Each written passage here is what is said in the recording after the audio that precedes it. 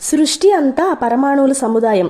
పరమాణువులన్నీ electron, proton వంటి మరింత సూక్ష్మమైన కణాలతో చేయబడ్డాయి. అవన్నీ ఒకే శక్తి యొక్క తరంగ విశేషాలు. ఆ తరంగ విశేషాలు కణములుగా కూడా ప్రవర్తిస్తాయని నేటి విజ్ఞాన శాస్త్రం చెబుతుంది. తరంగాలు కణాలుగా ఎలా ప్రవర్తించగలవో చూడడానికి ఒక తార్కాణము.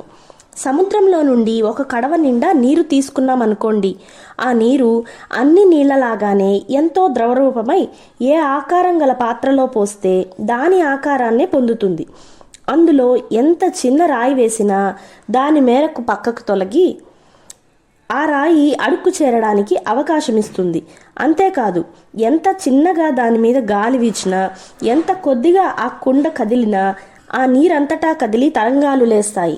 అంత ద్రవరూపం గల ఆ నీరే సముద్రంలో పెనుగాలి వీచినప్పుడు ఆ గాలి వేగాన్ని తాను పొంది పెద్ద తరంగ రూపంలో ఉవ్వెత్తున లేస్తుంది. ఆ తరంగం పెద్ద నౌకను తాకితే ఆ నౌక పట్ల ఆ నీటి తరంగం కొండరాయి కంటే ఘనంగా పరిణమించి ఆ ఓడను తునాతునకలు చేస్తుంది. అంటే తరంగం కొండరాయి వంటి ఘన పదార్థంగా కూడా ప్రవర్తించగలదన్నమాట. అలాగే పరమాణువులు కూడా శక్తి తరంగాలైన ఎలక్ట్రానుల సమూహాలే అయినా మన అనుభవంలో పదార్థ కణాలుగా ప్రవర్తిస్తాయి. ఏ శక్తి చేత అన్ని పదార్థాలు చేయబడ్డాయో ఆ శక్తి మాత్రం ఒక్కటే. అయితే ఒక పదార్థానికి మరొక పదార్థానికి తేడాలు ఎందుకుంటాయి అన్నది ప్రశ్న.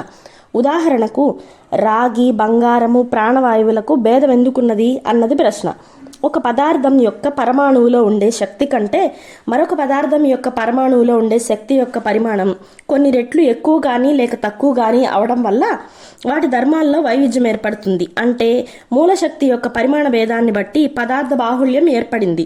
ఘన, ద్రవ, వాయు రూపాలలో ఉండే ఈ మూలకాల కలయిక సృష్టి. అయితే అంతటా ఒక్కటిగానే ఉన్న శక్తి సృష్టి అనే ఈ వైవిధ్యాన్ని ఎప్పుడు ధరించింది, ఎందుకు